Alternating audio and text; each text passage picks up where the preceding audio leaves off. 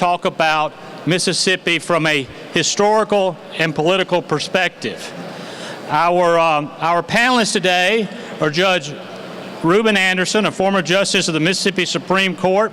He spent a total of 15 years on the bench serving at the municipal, county, and circuit court level as well. In 1991, he joined Phelps Dunbar with a law firm and has been a partner there for the last 26 years. He is a past chair of MEC and active in a variety of community activities, but none more so than the development of the two museums here in Mississippi, the Museum of Mississippi History and the Mississippi Civil Rights Museum. Katie Blunt is director of the Mississippi Department of Archives and History. She's the department's 7th director. She's been with the Department of Archives and History since 1994, and in her role, she has overseen the completion of this wonderful facility of the two museums.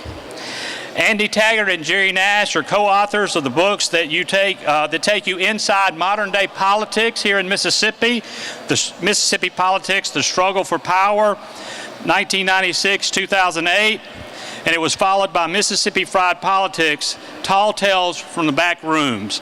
Now, we typically don't think of one without thinking of the other, but I assure you, both Jerry and Andy are very much successful in their own right. Jerry is a co-author with Haley Barber of America's Great Storm, leading through the Hurricane Katrina. He's currently under contract with the Mississippi Historical Society to write a book about Reconstruction in Mississippi, and he's been involved in lobbying campaigns, public policy initiatives, and all sorts of political activity since 1978. Andy is a partner with the law firm of Taggart, Rhymes, and Graham. He's co-authored and authored works that's been published in law and history journals throughout the state.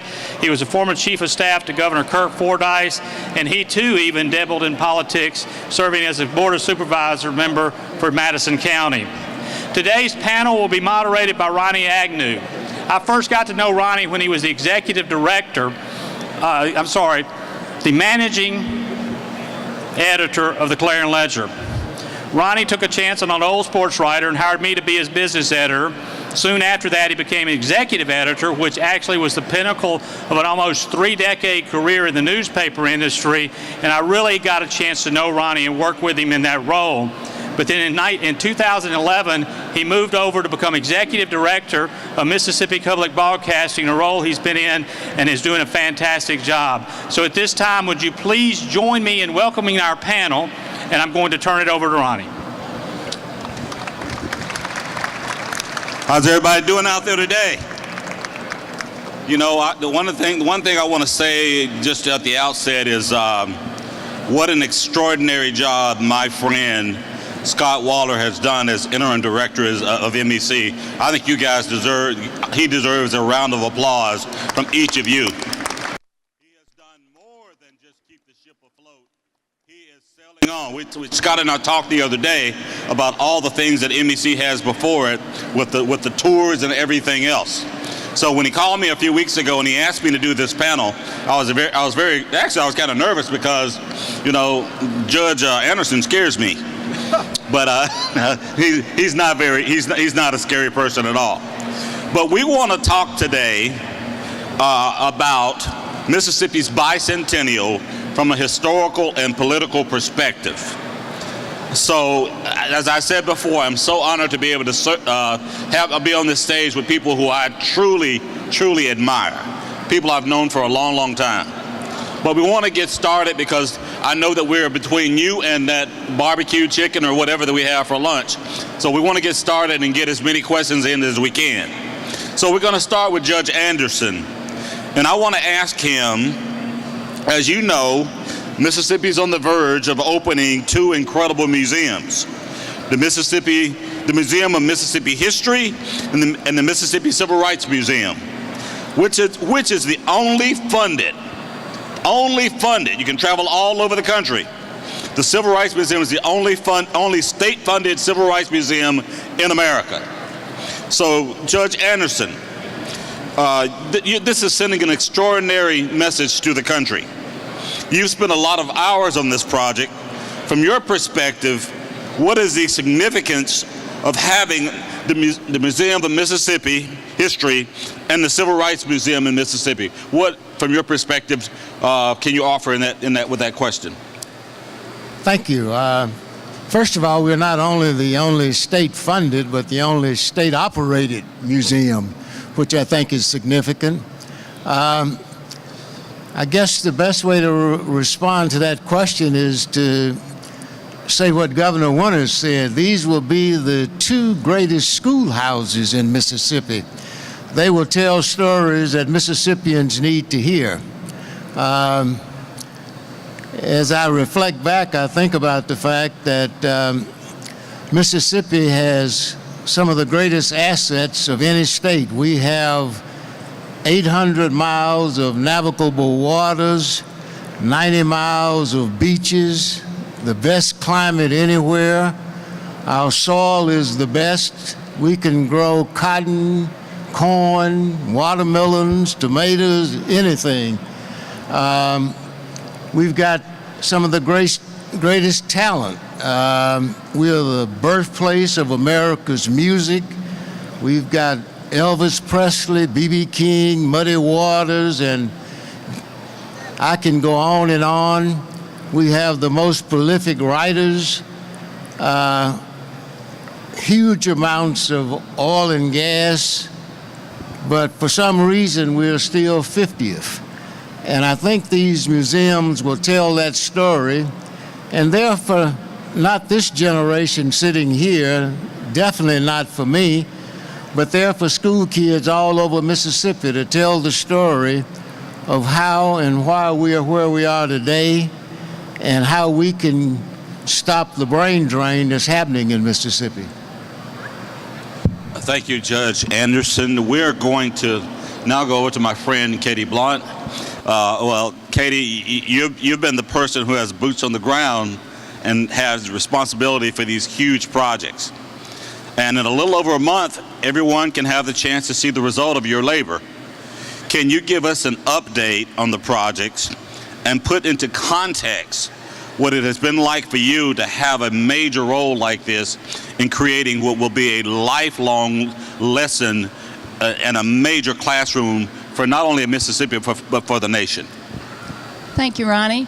We are very excited to report, and we're also very relieved to report that we are on track. The museums will open to the public Saturday, December 9th at 11 a.m.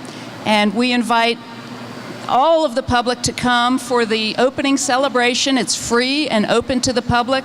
We'll have a day-long festival, music, we'll have food trucks, and speakers from a number of dignitaries speaking. We sold out the tickets for the opening weekend. So we invite you to come and be a part of the festivities, and then beginning Tuesday, December 12th, we'll have slots open again for visitors to come in the museums. As we talked about, this is the legacy project of the bicentennial. And I think it's a very exciting time for Mississippi. The Museum of Mississippi History tells the entire sweep of our state's history from the earliest times to the present, and the Civil Rights Museum focuses on the era 1945 to 1975, when Mississippi really was ground zero for the civil rights movement nationwide. The stories that are told in these museums are not just Mississippi stories, they're America's stories. From the Native American experience to slavery, Civil War, Reconstruction, of course, the Civil Rights Movement. As Judge Anderson said, our extraordinary cultural legacy, the medical advances, the rise of industry in the 20th century. These are really important stories, and not only can Mississippians learn a lot from them, but the whole world can learn a lot from them. And thanks to the incredible generosity of the state of Mississippi, I want to thank the Mississippi Legislature, Lieutenant Governor Tate Reeves, Speaker Philip Gunn, and Governor Phil Bryant, who has been a strong advocate for this project. The state has put $90 million into these museums, and under the leadership of Judge Anderson and Kane Ditto and Governor Winter and a number of others, Haley Fisackerly, we've raised privately nearly $20 million. So we have a lot of people to thank as at the time when we open the museums. I think when we open these two museums, the eyes of the world will be on Mississippi, and people will see that Mississippians are telling our own stories. We're telling them honestly through our own voices. We're shying away from nothing, and we're doing so through an extraordinary range of people. Again, 4 governors in support of this project, legislators across the political spectrum, generous donors, corporations, individuals, foundations inside and outside Mississippi, the Choctaw, the Chickasaw, the veterans of the Civil Rights Movement, scholars, including Jerry Nash. So many people have come together. We're building these museums together, and we're very proud of it, and that is a strong, powerful, positive message for Mississippi to carry to the world on the occasion of our bicentennial. I want to go back to the judge for a second and would you tell the audience why you think now is the appropriate time to have these museums open for the nation and for the state and frankly for the world? Why is now the appropriate time? Well, we just were fortunate enough to be able to do this for the bicentennial, but this effort started really a long time ago. Started for me in 1981 when I was at Tougaloo College as a trustee, and we attempted to build a civil rights museum then when they had a collection of artifacts, and Governor Barber started a commission in 2006 to establish a museum. We worked for 2 years, and the recession came, and we couldn't raise the money. But Governor Barber was shrewd enough to feel comfortable that the Mississippi legislature would fund these efforts, and he, along with the leadership in the legislature, got that accomplished. And Governor Barber can get things done, and then Governor Bryant and all of the leadership chipped in, and we raised $20 million. That's a lot of money for Mississippi, I can tell you that. So it's the appropriate time. We tell the right story at the right time. But more than anything else, I think, is that there's been no negativity around these museums, none whatsoever. Everything has been go, go, go, and we look forward to December the 9th. Well, now I'd like to turn to my friends, and they are my friends, Andy Taggart and Jerry Nash. Sometimes they're inseparable. Sometimes I wonder if they even like each other. But I'd like to start with Andy and ask him, you and Jerry have studied Mississippi history and written about Mississippi history for a number of years. So in this bicentennial year, why is this an important milestone for the state? And talk about how we got here today. Well, of course, Jerry's the brains of the operation. He just keeps me around because he needs a Republican to help him sell books, Ronnie. But it's a critically important question because, as the scholars in the room know, Mississippi wanted to be a state long before they let us be a state. And in 1817, we became the 20th state in the nation. So we're basically just behind the 13 colonies, which is a pretty big deal in my mind. Then don't think for a moment that the populist revolt going on in the country today is anything new. A populist revolt led to a new constitution in 1832. And then, of course, we decided we didn't want to be in the nation after all, so we got out of the nation for a while, and then we adopted a new constitution in 1868. And by the way, all 3 of those constitutions were submitted to the voters and ratified by the voters, but the constitution under which we now operate, the 1890 Constitution, was never submitted to the voters. So I don't know about the rest of y'all, but I walked in here and I had to catch my breath when I saw this giant flag behind me. It's a wonderful, wonderful backdrop for this whole operation. But how great would it be if in our bicentennial year we could have a giant state flag that all of us could rally around and feel proud of? That's my objective. And so, Jerry, I'd like to throw the same question at you. Why is this an important milestone for the state? And talk a bit about how we got to this point today. Is this working? I thought I would stand up because if I stood up, I would then be as tall as Reuben Anderson, who's seated down. Andy and Katie and I agree that while we may know a little bit about history, The other member of our panel, Reuben Anderson, is living history. He grew up in a time when he can remember that it was not allowed for him to walk on the same sidewalks as white people. And he rose to become a member of the state's highest court and as president of the state's largest business organization. And he did it with a wit and a grace that I hope my son can emulate. Justice Anderson, we are proud to be here with you today, and we thank you for your service. Are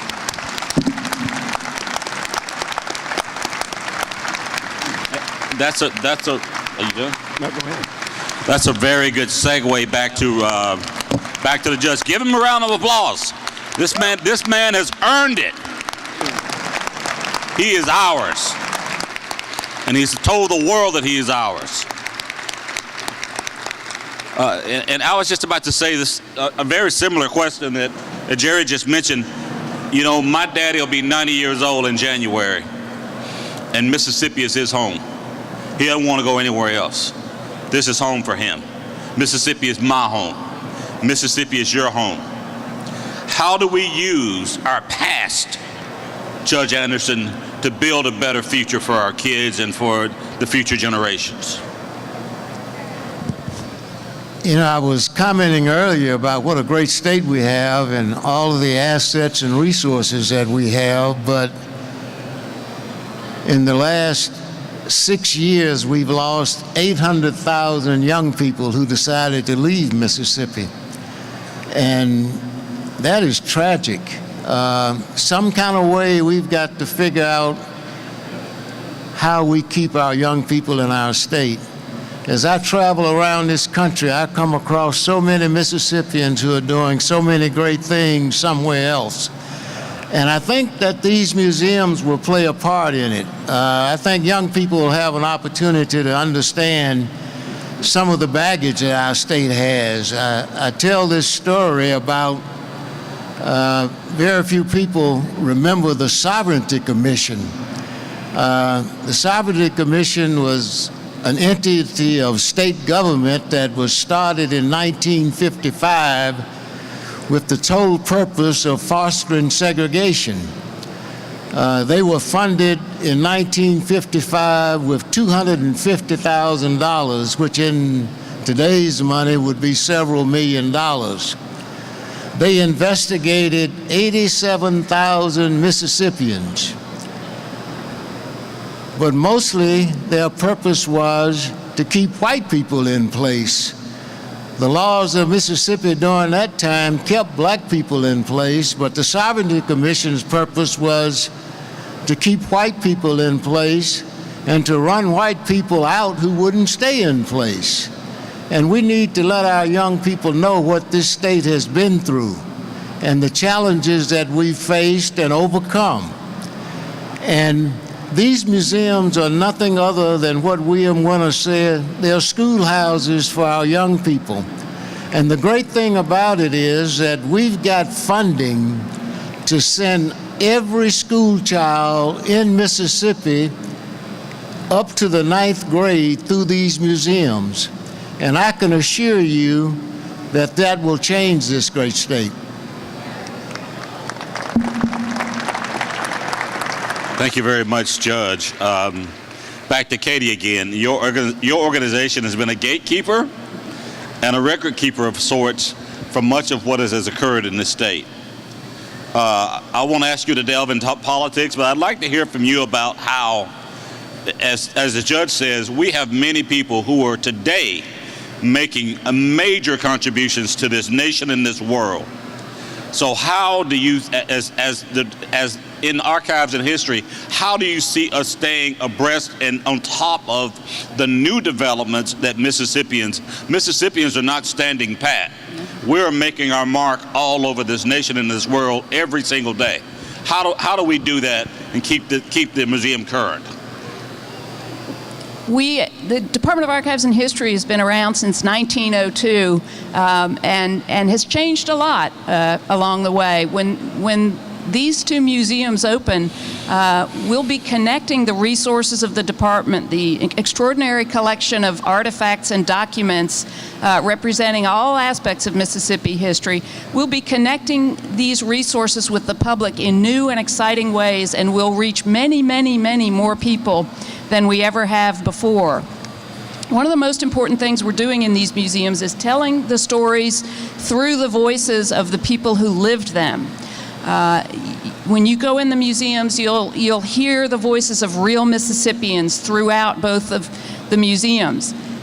We're also going to continue to collect the voices of real Mississippians. When you come in, we will invite you to share a story from your own family history. So we will continue to collect the voices of Mississippians. We'll also, when we open, it's really just the beginning of the story. We'll have public programs, panel discussions like this one, temporary exhibits. We'll send resources out to the schools. This is the beginning of thanks to the generosity of the donors and the state of Mississippi, of a new and exciting time for collecting and sharing Mississippi history. Thank you very much. We're going to turn over to Jerry now this time. I'd like to, Jerry's working on a book right now on Reconstruction. And I'd just like to know, how does this work fit into the conversation about how Mississippi can use its past to better its future politically? Can you hear? Okay. I suspect every one of you know that when we're celebrating our 200th birthday this year, you know what else we're celebrating. That in 1861, Mississippi attempted to secede from the Union, and they were not allowed back in until 1870. Those 9 years were the start of what Governor John Pettus, Congressman L.Q.C. Lamar, Senator Jefferson Davis hoped would be for an eternity. And the fact that they failed is what we're celebrating today. The fact that for those 9 years we were never apart, we never left the Union. The Confederacy tried to leave, but it was not legal. And Mississippi stayed a state. And for that reason, we are celebrating 200 years of a state today. But thankfully, we're also celebrating the failure of the Confederacy. Or as one historian said, a group of people dedicated to creating a country where all men are not equal. So, can you talk a little bit more about the book for a second, and just which direction you're going to take it, and what the takeaways for us that are applicable to all the things that in this conversation? As Katie is over there smiling, because Archives and History is helping to fund the book, and I'm about 2 years behind giving them a manuscript, so no one is really allowed to ask me about the book. Well, the reason Katie's smiling is she wants to know where the hell the book is. That's right. But Reconstruction started in 1865, ended in 1875, and it's a history of that 10 years, and why those 10 years of promise ultimately failed for the next 90 years.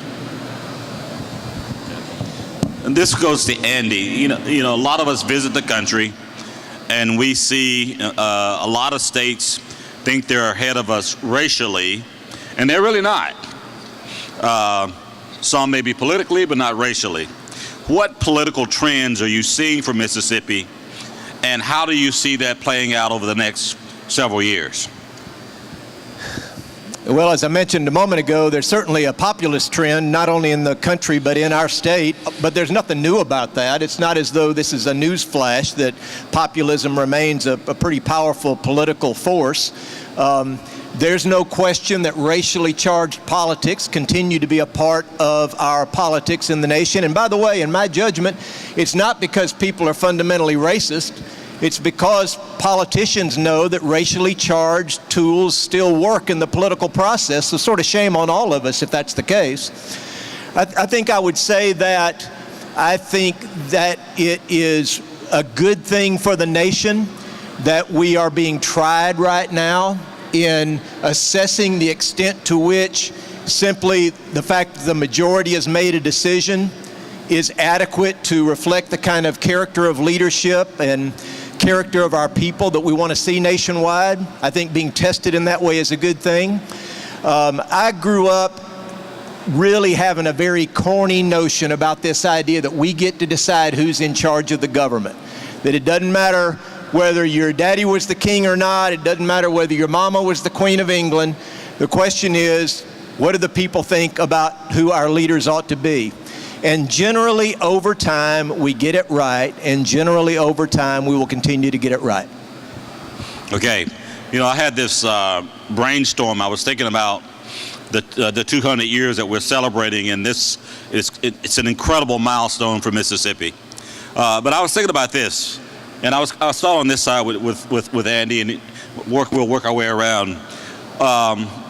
While we'd like to be around the next 200 years, I don't think it's likely that any of us will be here to see that. So what does the Mississippi of your dreams look like over the next 200 years? Boy, that's an easy one. I just turned 60, and our sons have just in the last 7 or 8 or 10 years gotten to be old enough to make their own decisions about what they want to do with their lives, and our grown sons have chosen for perfectly decent and admirable professional reasons to make their lives outside of our state. You know, part of my dream is for Mississippi to be the kind of state where I don't have to try to talk my children or grandchildren into living here, that they want to live here and make their lives here. That's one big component of the dream that I have for the state of Mississippi.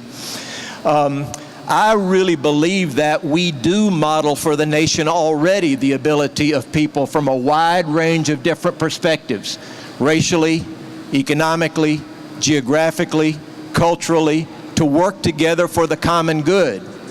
That our better angels really do, by and large, reflect our policy and our politics in the state of Mississippi, and I dream that that would continue to improve. But the most practical dream I have is not for the next 200 years, it's for the next 200 days, and that is to get a new state flag.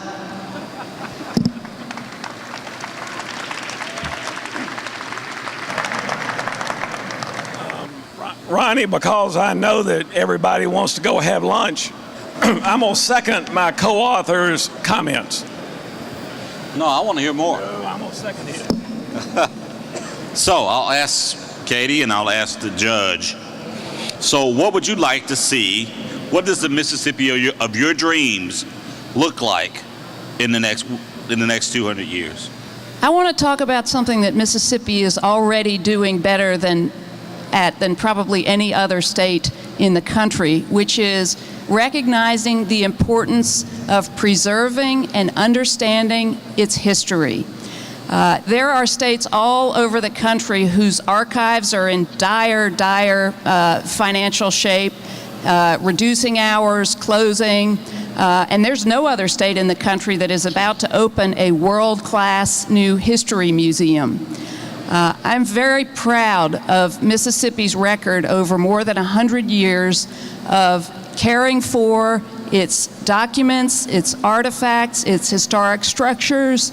The state has supported the Department of Archives and History and the work we do in a way, again, that is unique in the nation. And I'm very grateful for that, and I hope to see it continue over the next 100 years. Yeah, I want to speak about things that are a little closer than 200 years, and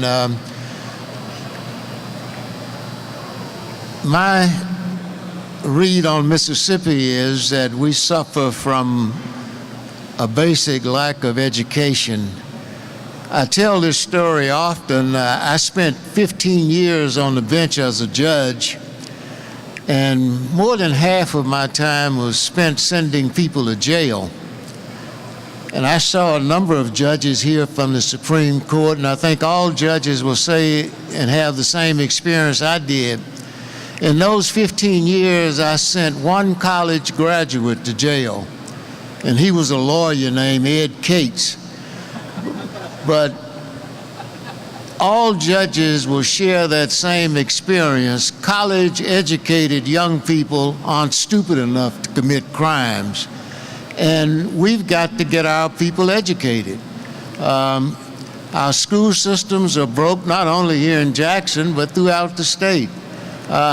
We've got to figure out some kind of way to fix our school system, keep our kids in school, keep them out of jail. And that's a huge challenge, but we need to take it on. Thank you, Judge. I think this is me talking. I think education represents our biggest opportunity going forward. I am the son of a sharecropper from Saltillo, Mississippi, third grade educated. But I'm proud to say that they put eight of 9 kids through college and literally changed the course of our lives. That I stand here before you today with my friends, dear friends, is only a testament to the education that my parents believed in as they toted that cotton sack and prayed to the good Lord that my kids will do better.